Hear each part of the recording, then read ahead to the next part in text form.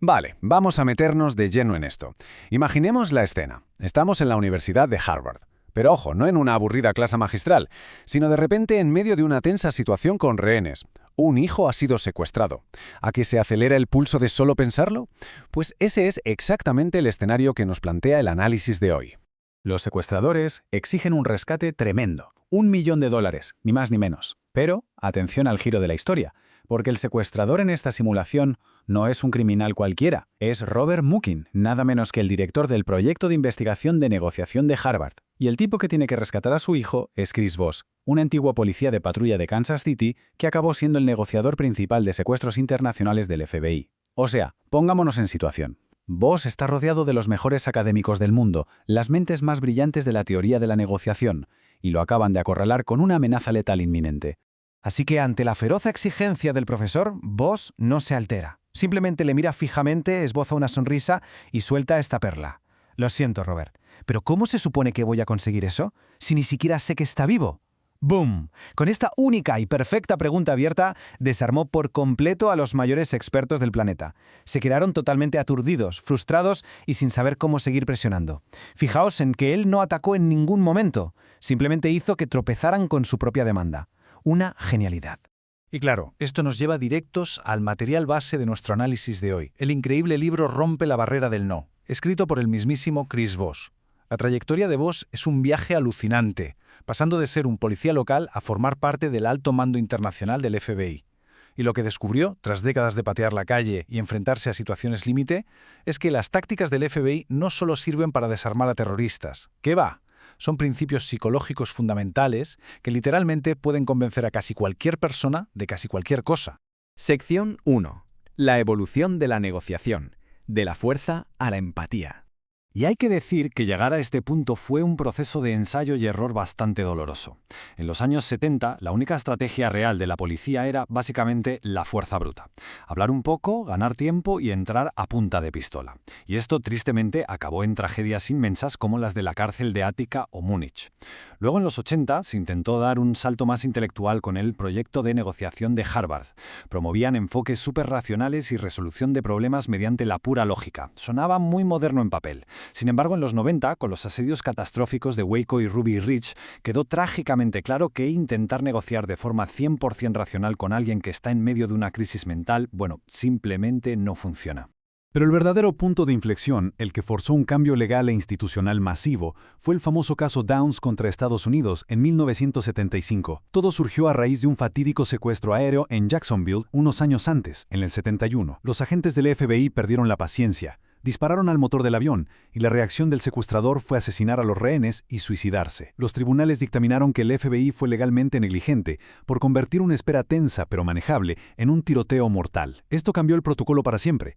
De repente las fuerzas del orden estaban obligadas a priorizar la negociación exhaustiva, muy por encima de cualquier intervención táctica rápida.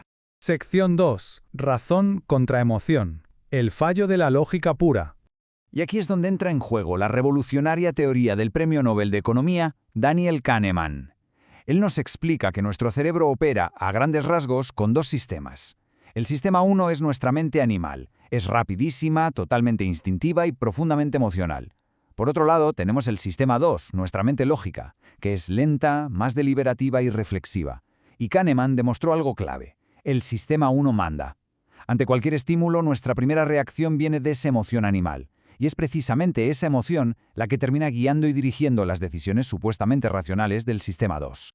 En el fondo, todo esto desemboca en una cruda verdad. Los seres humanos somos animales irracionales y emocionales. Si intentamos abordar una negociación basándonos única y exclusivamente en la lógica del sistema 2, asumiendo que el otro es un actor 100% racional, estamos cometiendo un error garrafal. Es como intentar hacer una tortilla sin saber cómo cascar el huevo. El FBI se dio cuenta por las malas de que tratar de resolver una toma de rehenes con frías ecuaciones matemáticas donde todos ganan ignoraba por completo los sesgos y los miedos más viscerales que impulsaban a los criminales.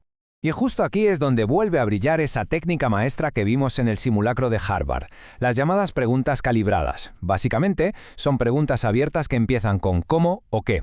Lo mágico de esta táctica, y es pura magia, es que le da a la otra persona una tremenda ilusión de control.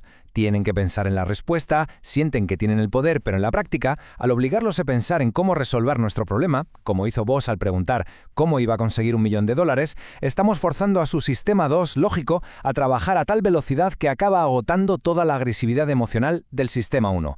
Una jugada brillante. Sección 3. Empatía táctica. Escuchar como un arte marcial. La empatía táctica consiste en equilibrar la inteligencia emocional más sutil con una buena dosis de asertividad. Todo para lograr algo increíble, colarnos directamente en la mente de la otra persona.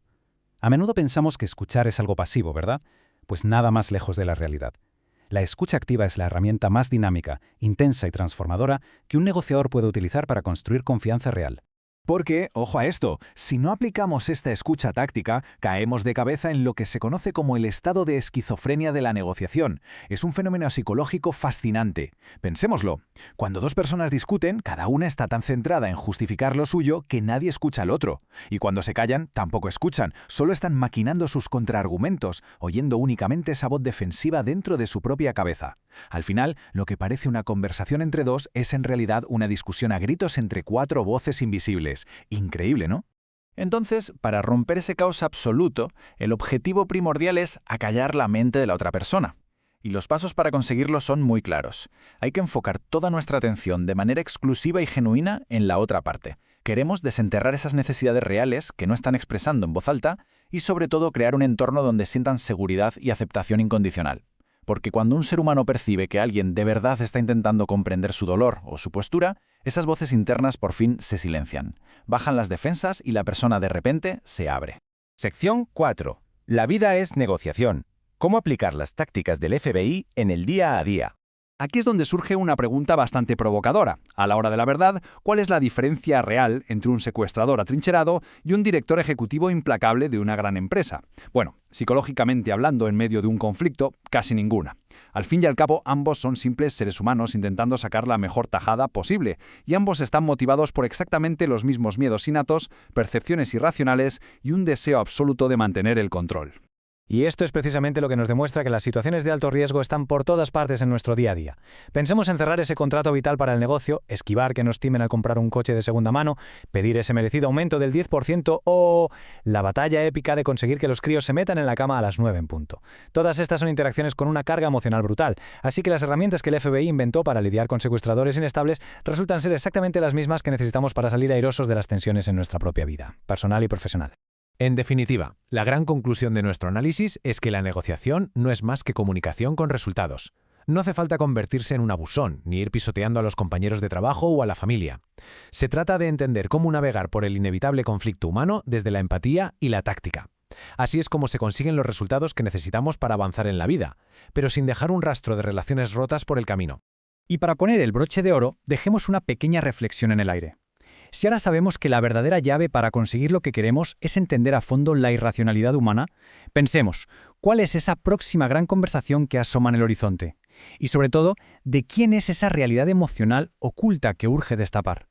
Cuando empecemos a observar nuestro entorno, a lanzar esas preguntas calibradas y a poner en práctica la empatía táctica, será alucinante ver cómo las interacciones de todos los días cambian de la noche a la mañana.